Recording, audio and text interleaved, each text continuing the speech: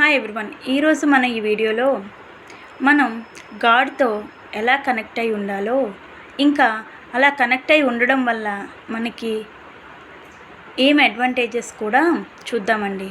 First మనం ఏ పని చేసినా కూడా ఫస్ట్ మనం గాడ్ని, మనకిష్టమైన గాడ్ని తలుచుకుంటూ ఆ పనిని చేయాలండి.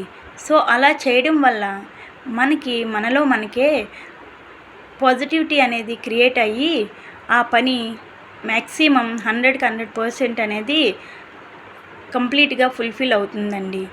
సో ఎప్పుడైతే మనం గాడ్ని తలుస్తామో అప్పుడు మనం కంప్లీట్గా మన మైండ్ మొత్తం కూడా గాడ్ మీదే ఫోకస్ ఉంటూ మనం పాజిటివ్లోకి వెళ్ళిపోతూ ఉంటామండి. సో ఇంకా మనం ఎప్పుడైతే థ్యాంక్స్ చెప్పుకుంటూ ఉంటామో అది మనం కూడా మన సబ్ కాన్షియస్ మైండ్ అనేది యాక్సెస్ చేస్తూ ఉండడం వల్ల మనకి ఎప్పుడు కూడా ఎనర్జెటిక్గా కూడా ఉంటామండి.